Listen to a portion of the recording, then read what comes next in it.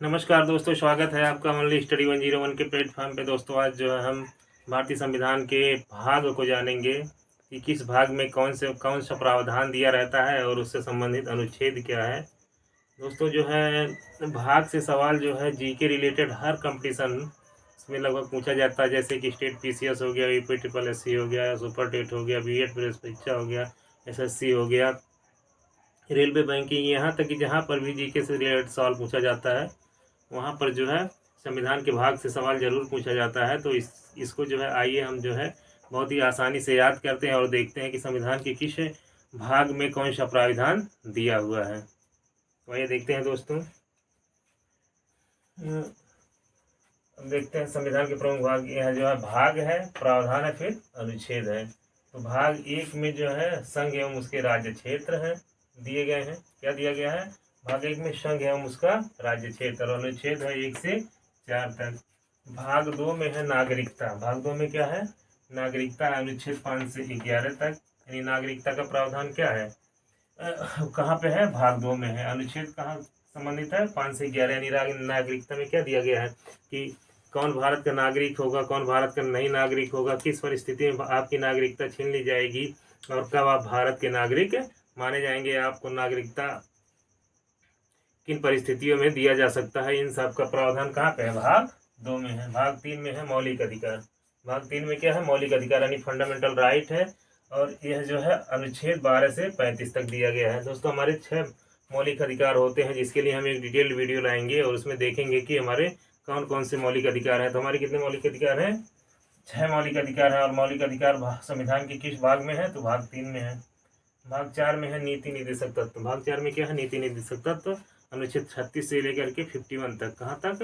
अनुच्छेद 36 से लेकर के 51 तक जो है नीति निर्देशक तत्व है, तत्व दिया गया है और जो है इसका भाग 4 से संबंधित है। दोस्तों मौलिक अधिकार और नीति निर्देशक तत्व में अंतर ये होता है कि मौलिक अधिकार जो है न्यायालय द्वारा परिवर्तनीय होते हैं। यानी अगर हमारे मौलिक अधिकार का हनन हो रहा है, मौलिक अधिकार का उल्लंघन हो रहा है, तो हम न्यायालय में जा करके कोर्ट के द्वारा उसको लागू करा सकते हैं।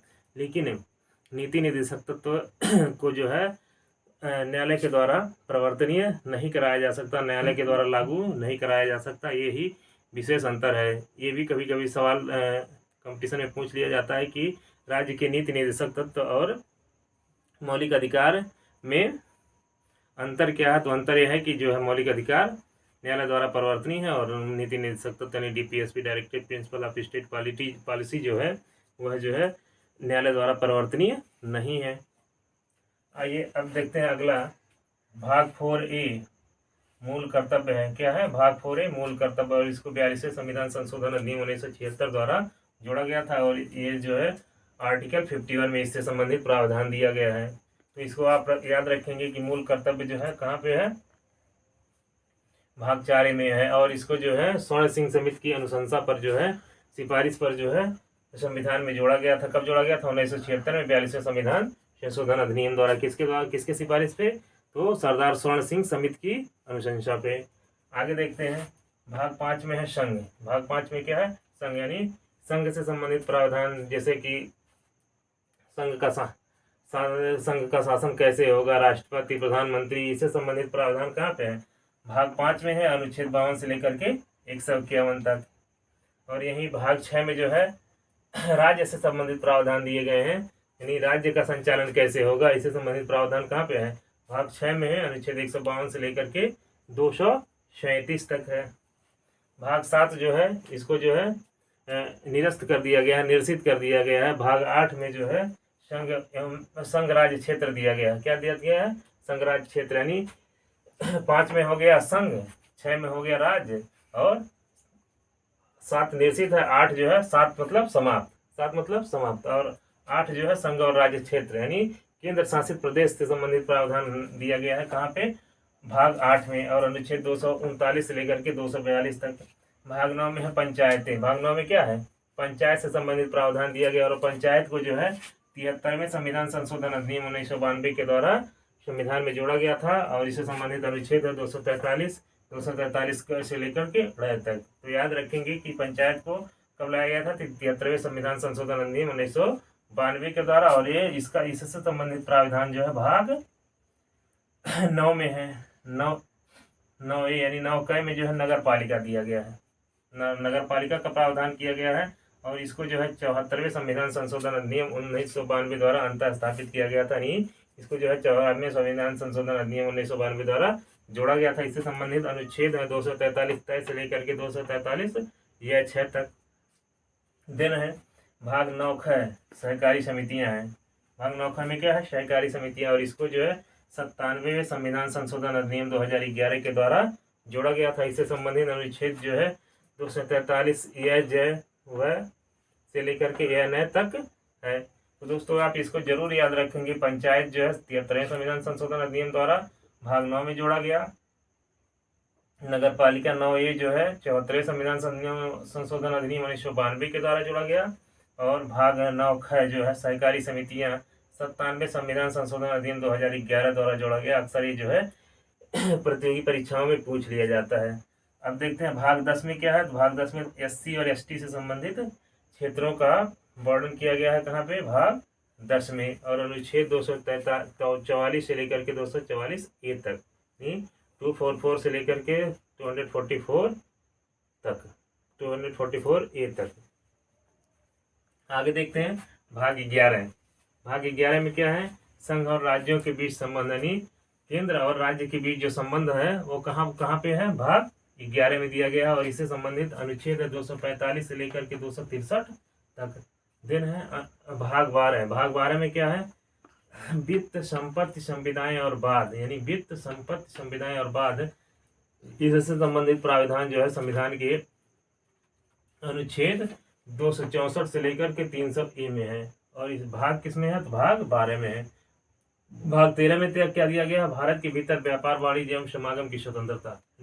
भारत के भीतर जो है व्यापार वाणिज्य एवं समागम, यानी कोई भी व्यक्ति भारत के अंदर अगर निवास करता है तो उसको व्यापार वाणिज्य और अपनी इच्छा अनुसार कहीं भी आने जाने की स्वतंत्रता दी गई है, जिसके लिए जो है वह, जिसका प्रावधान जो है अनुच्छेद 301 से लेकर के 307 में किया गया। और इससे संबंधित जो भाग है वो भाग 13 है। भाग 14 में क्या है, क्या दिया गया है, भाग 14 में संघ एवं राज्यों के अधीन सेवाएं, यानी संघ एवं राज्यों के अधीन सेवाएं, जैसे कि जो है UPSC हो गया, इसके अलावा स्टेट PCS, इसका प्राविधान जो है कहाँ पे है, तो भाग 14 में है, अनुच्छेद 308 से लेकर के 323 तक। भाग 14A में है अधिकरण। भाग 14A में क्या है, अधिकरण। अधिकरण में क्या अनुच्छेद है इससे संबंधित 323A से लेकर के 323B तक।